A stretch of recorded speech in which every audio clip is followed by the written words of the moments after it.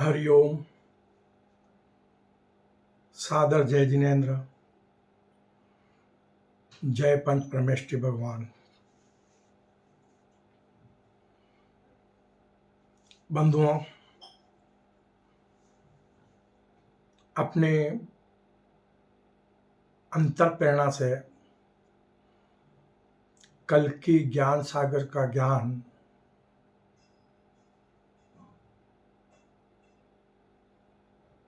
बताने से पहले मैं सर्वप्रथम सुंदर सृष्टि के रचयिता, संपूर्ण सृष्टि के सभी जीव जीवात्माओं के जन्मदाता पालनहार, देवलोक में विराजमान अपने परम माता पिता परमात्मा पर ब्रह्म को नमन करता हूं। इसी के साथ घट घट में विराजमान आत्म स्वरूपता में ज्ञान और विज्ञान स्वरूप विराजमान निर्गुण परम ब्रह्म को, संपूर्ण ब्रह्मांड के रचयिता, संपूर्ण ब्रह्मांड के स्वामी, अजन्मे निष्कलंक निराकार निर्गुण परम ब्रह्म को, अपने परम गुरुवर को, संपूर्ण मानव जगत के परम गुरुवर को सत सत नमन करता हूं। इसी के साथ मुझे कर्म भूमि पर जन्म देने वाले अपने माता पिता को नमन करता हूं और साथ ही वर्तमान में कर्म भूमि पर कर्मयोगी बनकर कर्म करने वाले सभी भव्य जीवात्माओं को भी मैं सत सत नमन करता हूं और परमात्मा प्रभु से प्रार्थना करता हूं कि हे प्रभु, संपूर्ण मानव जगत के लोगों को, मेरे विश्व मानव परिवार के लोगों को सद्बुद्धि प्रदान करो, जिससे वो सत्कर्मी बनकर कर्म भूमि पर भरपूर सुख, शांति, वैभव, समृद्धि के साथ निरोगी काया प्राप्त करें, लंबी उम्र प्राप्त करें और अपने मंगलमय जीवन के साथ अपना मानव जीवन सार्थक बनाएं। इसी शुभ भावना के साथ मैं आज के विषय पर आऊँगा। बंधुओं, आज का विषय हम भारतवासियों के लिए विशेष चिंतन का विषय है। हमें इस विषय पर बहुत गहरा चिंतन करना चाहिए। हर भारतवासी को आज के विषय पर गहरा चिंतन करने की जरूरत है। तो आज का हमारा विषय है कि विश्व धर्म गुरु, कर्म भूमि का आध्यात्मिक खंड भारत, अद्भुत रहस्यमय सृष्टि सीजन के रहस्यमय ज्ञानानुसार भारत की पावन भूमि को देव भूमि कहा जाता है।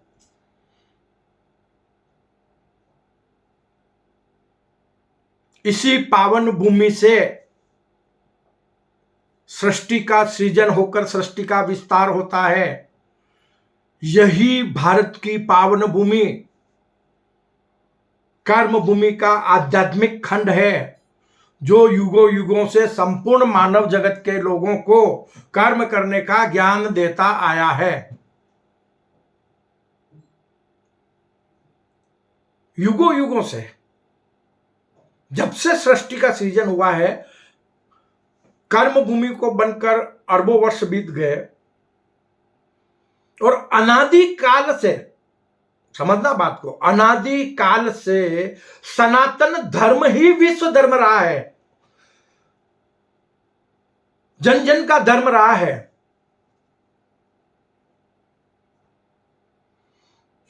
एक सनातन धर्म ही कर्म भूमि पर एक ऐसा धर्म है जिसकी किसी ने स्थापना नहीं की है, कि वो कोई उसका संस्थापक नहीं है, न ही उसके स्थापना की कोई तिथि है।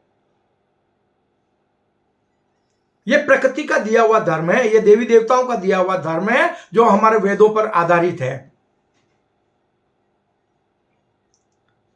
अमूल्य निधि है वेद हमारे, जो हमारा मार्गदर्शन करते हैं, हमें कर्म करने का ज्ञान देते हैं, हमारा जीवन मंगलमय बनाने के लिए हमें एक सद मार्ग पर चलने की प्रेरणा देते हैं। हमने अपने सनातन की महिमा को बुलाया, अनेक प्रकार की रूढ़िवादियों को अपनाया, धर्म के नाम पर अनेक प्रकार के जाति पंथ संप्रदाय बनते गए और वक्त वक्त पर धर्म के प्रति ग्लानि बढ़ती रही और महाविनाश होते रहे। इसलिए तो आज हमारा कैलेंडर, हम बार बार आपको बताते हैं ना कि कर्म भूमि को बनकर अरबों वर्ष बीत गए, वर्तमान मानव जाति का जन्म होकर भी लाखों वर्ष बीत गए, लेकिन आज भी हमारा कैलेंडर, वर्तमान कैलेंडर मात्र 2024 वर्ष की गणना कर रहा है। तो अब अंदाज लगा लो कि कितने महाविनाश हुए। क्यों कि 2024 में हम फिर महाविनाश के कगार पर आकर बैठे हुए हैं। पता नहीं कब मानव जाति का नामो निशान मिट जाए। क्यों कि कर्म भूमि पर पाप का बोझ बढ़ चुका है, और जब जब कर्म भूमि पर पाप का बोझ बढ़ता है तो परमात्मा नवीन विश्व धर्म की स्थापना करके एक बार पुनः संपूर्ण मानव जगत के लोगों को कर्म करने का ज्ञान देता है। तो परमात्मा की वाणी को समझकर जो लोग सद्मार्ग पे चल जाते हैं तो ठीक है, वो बच जाएंगे। अगर नहीं चले तो उसका एंड क्या होगा? ऑल डिलीट, और फिर से पुनः सृष्टि का नवीन सृजन होगा। और हमेशा के लिए यही आज तक होता आया है, क्योंकि परमात्मा ने सुंदर सृष्टि की रचना की है, उन्होंने सुंदर सृष्टि का सृजन किया है, लेकिन वो साकार हुआ ही नहीं। क्यों? परमात्मा चाहे तो एक पल में कर सकता है, लेकिन यहां तो खेल जो है वो सृष्टि का चल रहा है, माया महामाया के बीच में और परमात्मा के बीच में। क्यों कि मानव जैसे ही कर्म भूमि पर जन्म लेता है, महामाया का पर्दा उसके ऊपर पड़ जाता है, तो वो अपने सत्य स्वरूप को भूल जाता है और माया में उलझकर अपने जीवन को मिट्टी में मिला देता है। तो ज्ञान के अभाव में तो ये सब कुछ हो रहा है ना। अब विशेष आज के टाइटल पे आता हूं कि कर्म भूमि का आध्यात्मिक खंड भारत सदियों से विश्व धर्म गुरु रहा है और संपूर्ण मानव जगत के लोगों को कर्म करने का ज्ञान देता आया है। लेकिन दुख की बात है कि वर्तमान समय में काल दोष के कारण एक आध्यात्मिक देश, एक विश्व धर्म गुरु विश्व की सबसे बड़ी मांस की मंडी बन गया है। समझना बात को। विश्व की सबसे बड़ी मांस की मंडी बन गया है, जो लाखों पशुओं का प्रतिदिन वध करके अपने विश्व मानव परिवार को तामसिक भोजन करवा रहा है, मांस खिला रहा है। बाबा मांस खाएंगे, तामसिक भोजन करेंगे तो उनमें तो तामसिक प्रवृत्तियां ही पैदा होगी ना, उनमें मानवता आएगी कहां से, जबकि हृदय में दया ही नहीं है जीवों के प्रति। जो मांस का भक्षण करेंगे वो तो फिर आप खुद जानते हो वो इंसान कैसे बन जाएंगे, उनको दया कैसे आएगी किसी के ऊपर। मांस तो हम मनुष्यों का भोजन नहीं है। अगर मनुष्यों का होता है तो फिर तो हमको शेरों जैसे या किसी जंगली जानवरों जैसे दांत दिए होते, हमारे शरीर की बनावट वैसी होती। का परमात्मा ने तो मानव को सर्वश्रेष्ठ कृति है, परमात्मा की, मानव तो परमात्मा की सर्वश्रेष्ठ कृति है और सृष्टि का सर्वश्रेष्ठ प्राणी बनाया मानव को। परमात्मा ने अपना स्वरूप प्रदान किया, लेकिन मानव अपने सत्य स्वरूप को, अपने विराट आत्म स्वरूप को भूलकर जीवात्म स्वरूप में भटक गया है, अपने विराट आत्म स्वरूप को नहीं जान पा रहा है। तो क्या हो रहा है? कर्म भूमि पर पाप का बोझ बढ़ता जा रहा है। जो देश प्रतिदिन निर्दयी होकर प्रतिदिन लाखों पशुओं का वध करता है, क्या वो देश कभी विश्व धर्म गुरु बन पाएगा? पहला सवाल। जिसके हृदय में दया ही नहीं है, जो निर्दोष पशुओं को, वो पशु तो मुंह से बोल भी नहीं सकते, अपने प्राणों की भीख भी नहीं मांग सकते, भूख लगे तो भोजन भी नहीं मांग सकते, प्यास लगे तो पानी भी नहीं मांग सकते। वो भूखे प्यासे बैठे रहेंगे, जो मिला खा लिया, और धरती माता की गोद में जहां भी जगह मिली शयन कर लिया। 84 लाख योनियां हैं। थोड़ा सोचो, चिंतन करो ना कुछ आध्यात्मिकता पर। 84 लाख योनियों में 83,99,999 योनि के जीव। मैं बार बार बता रहा हूं कि जहां जो मिला खा लेते हैं और धरती माता की गोद में शयन कर लेते हैं।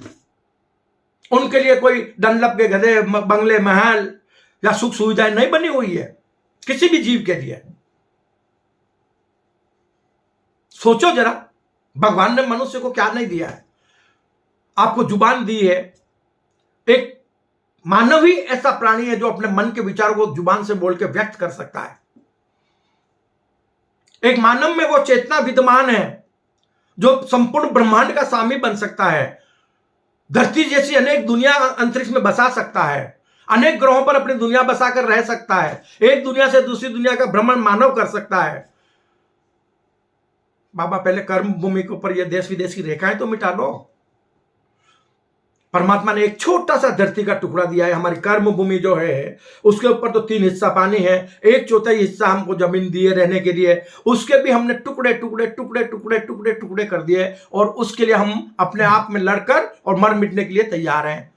इतने बारूद के ढेर लगा दिए हैं कर्म भूमि पे कि एक विस्फोट करो तो मानव जाति का एक पल में पूरा नामो निशान मिट जाएगा। धरा पर धरा ही रह जाएगा, और सबके सब एक मानव कंकाल बन जाएंगे। फिर तुम्हारी क्या जाति होगी, कौन सा देश होगा, क्या तुम्हारा परिचय होगा, कौन सा तुम्हारा परिवार होगा, कौन तुम्हारे माँ बाप होंगे, कौन तुम्हारी संतान होगा, कौन पति पत्नी होंगे। एक पल लगता है, ऑल डिलीट, क्या बचना है। और वैसे ये तन परिवर्तनशील है ना, हमेशा सब कुछ बदलता रहता है, और बदलने में एक पल लगता है, छूटने में एक पल लगता है। का उस एक पल की जिसकी गारंटी नहीं है, उसके पीछे अपना अमूल्य मानव जीवन क्यों बर्बाद कर देते हो। अपने विराट आत्मस्वरूप को जानो ना। आज हमारा भारत कागज के चंद टुकड़ों के लिए भारत की पावन भूमि पर, जहां देवी देवता निवास करते हैं, जहां ईश्वर अवतरित होता है, उस कर्म भूमि पर इतनी बड़ी हिंसाएं हो रही है। और वो अपन सोचते हैं भारत विश्व धर्मगुरु बन जाएगा, अब विश्व में शांति कायम कर लेगा। बाबा विश्व में शांति कायम होगी कैसे? जब तक साकार नहीं होगा, जब तक ज्ञान की प्रभावना नहीं होगी, जब तक धर्म की प्रभावना नहीं होगी, जब तक इंसान में इंसानियत जागृत नहीं होगी, जब तक इंसान के हृदय में दया और प्रेम के भाव जागृत नहीं होंगे, तब तक भारत विश्व धर्मगुरु कैसे बन सकता है? भारतवासियों का दायित्व है। मैं किसी जाति संप्रदाय की बात नहीं करता, हर भारतवासी का, जो हिंदुस्तान के कर्म भूमि पे, हमारे हिंदुस्तान में जिसने जन्म लिया है ना, वो हिंदुस्तानियों का एक दायित्व है कि हम अपने भारत को अहिंसामय बनाएं, भारत की पावन भूमि पर सभी कत्ल खाने बंद करें, भारत की राजधानी जम्मू कश्मीर बने। हम कर सकते हैं, और जम्मू कश्मीर से विश्व धर्म की प्रभावना हो, जहां बाबा अमरनाथ विराजमान है, माता वैष्णो देवी विराजमान है, माता सीता वनखंडी विराजमान है जम्मू में। आप वैष्णो देवी तो सब लोग जाते ही होंगे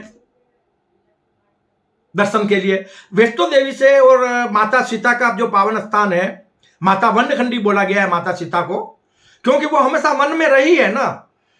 लेकिन उस वन का नाम है शांतिवन। और वहीं उसी शांतिवन से जम्मू में कठुआ जिले के अंदर, जम्मू में कठुआ जिले के अंदर महानपुर ग्राम है। महानपुर ग्राम से 7 किलोमीटर दूरी पर शांतिवन है। उस शांतिवन में एक मंदिर बना हुआ है छोटा सा। एक संत है, महंत, बाबा महंत, 30 वर्ष से, तकरीबन 30 साल हो गए उनको। वो माता सीता की वहां सेवा कर रहे हैं। उन्हें माता सीता का आशीर्वाद प्रदान हुआ है, उन्हें दर्शन होते हैं, वो आस्था के साथ लगे हुए हैं। लेकिन उस पावन तीर्थ के बारे में बहुत ही कम लोगों को पता है। तो वहीं उसी पावन तीर्थ पर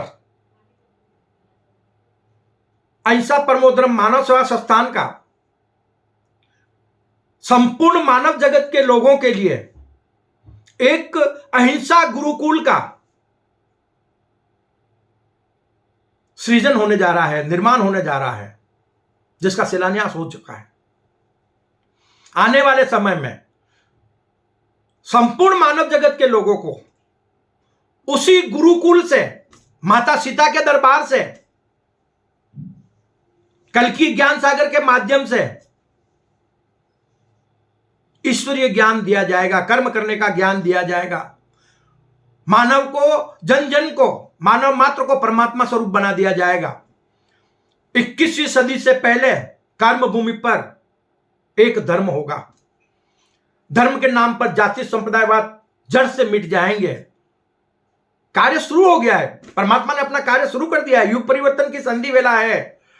आप मानो ना मानो, पिछले समय में चले जाओ, जितने विकास कर्म भूमि पर पिछले तकरीबन यह समझ लो कि 3000 सालों में नहीं हुए। कितने?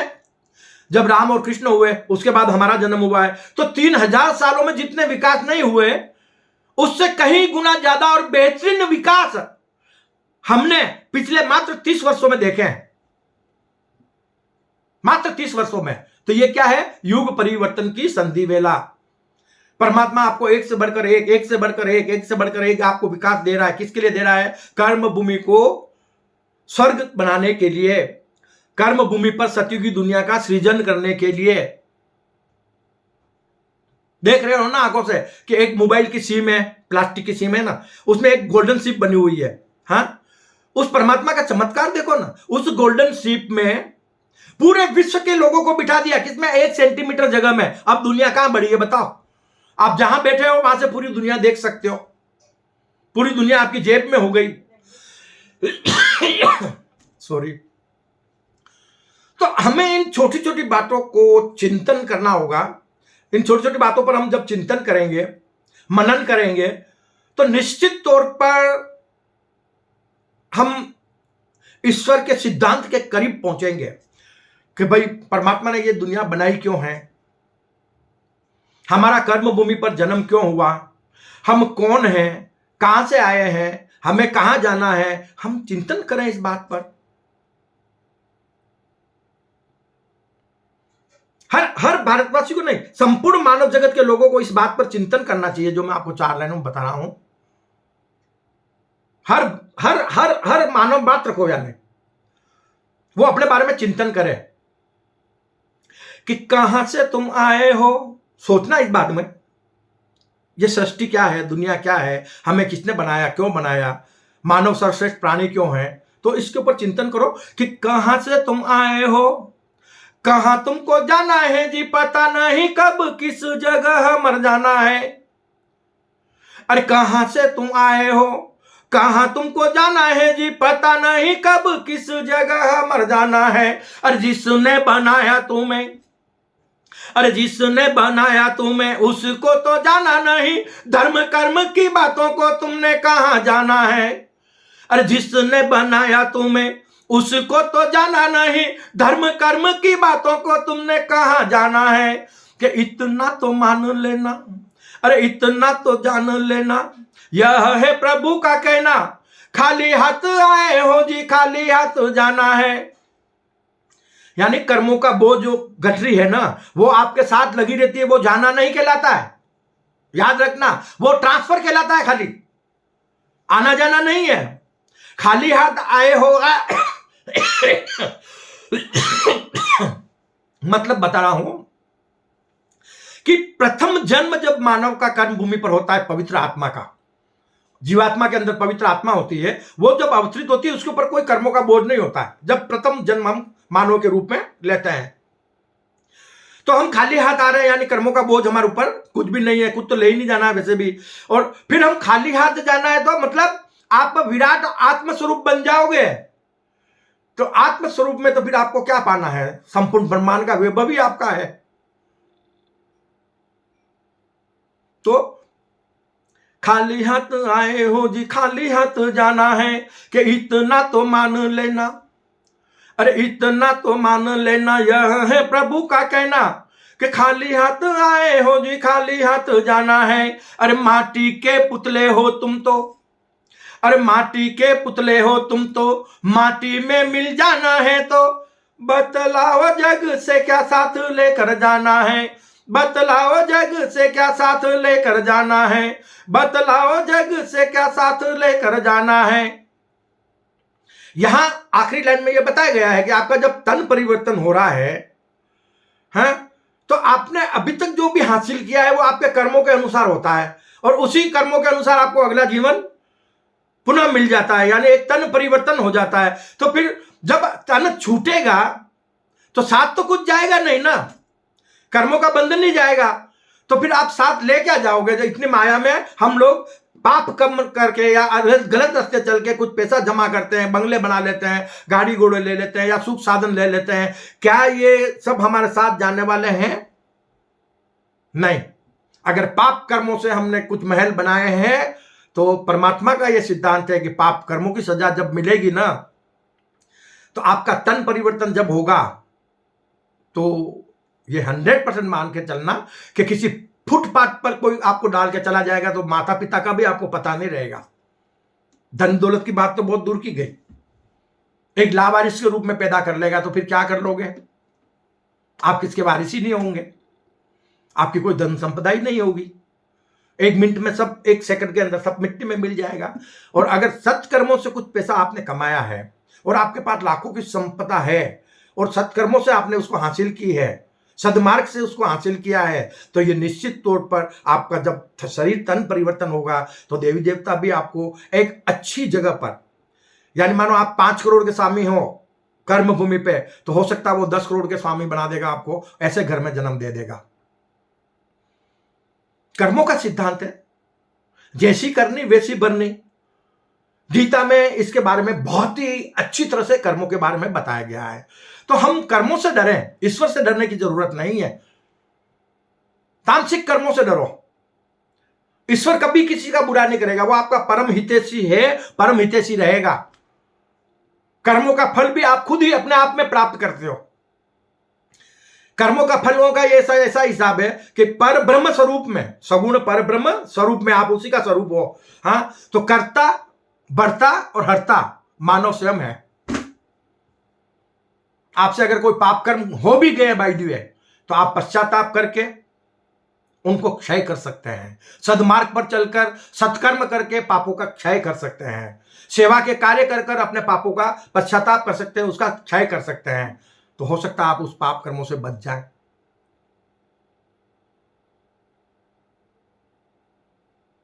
नहीं तो जैसी करनी वैसी भरनी, पाप करोगे तो पाप भरना पड़ता है। तो ऐसी कहीं ज्ञान की बातें हैं। तो हम आपसे अपनी बात समाप्त करने के पहले एक बार फिर से कहेंगे कि हमारी भारत की पावन भूमि, सबसे पहले अगर विश्व धर्मगुरु उसको बनना है या हमारे भारत को पुनः विश्व धर्मगुरु बनाना है, तो उसको अहिंसामय बनना होगा। हमें अपने भारत को अहिंसामय बनाना होगा। हमें पहले से, मतलब युगों युगों से अहिंसा का संदेश विश्व को देता आया है भारत। हाँ, और आज खुद हिंसा कर रहा है, वो भी मासूम पशुओं की, लाखों पशुओं की हिंसा करके कागज के चंद टुकड़ों के लिए लाखों टन मांस विदेशों में निर्यात कर रहा है। विश्व का सबसे बड़ा मांस निर्यातक देश बन गया है। क्या वो विश्व धर्मगुरु बन पाएगा? जब तक हम अहिंसा में भारत का निर्माण नहीं कर लेते, एक अहिंसा में राष्ट्र का सृजन नहीं कर लेते, तब तक भारत का विश्व धर्मगुरु बन पाना संभव नहीं है। हमारा पहला स्टेप होना चाहिए और होगा, हम भारत को अहिंसामय बनाएं, भारत की पावन भूमि पर सभी कत्ल खाने बंद करें। उसी के बाद में भारत विश्व धर्मगुरु बन सकता है। आगे की योजना ईश्वरीय संदेशानुसार जरूर चलेगी, क्योंकि आने वाले समय में मुझे परमात्मा से जो अंतर्प्रेरणा मिली, मैं आपको संक्षिप्त में बता देता हूं कि आने वाले समय में जम्मू कश्मीर भारत की राजधानी बनेगा। जम्मू कश्मीर न हिंदुस्तान का होगा न पाकिस्तान का, संपूर्ण मानव जगत का पावन तीर्थ होगा। भारत और पाकिस्तान के बीच की नफरत की रेखा मिटेगी। छोटे छोटे देशों का फिर भारत में विलय होगा।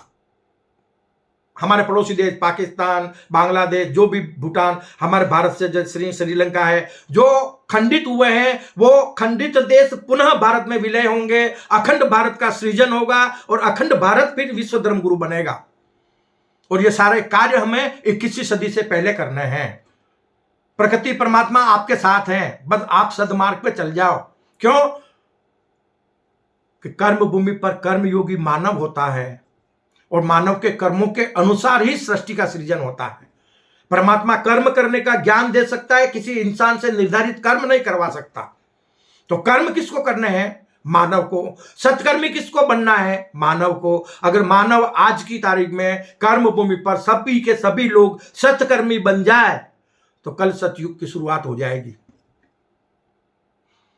किसको मरकर स्वर्ग नहीं जाना पड़ेगा।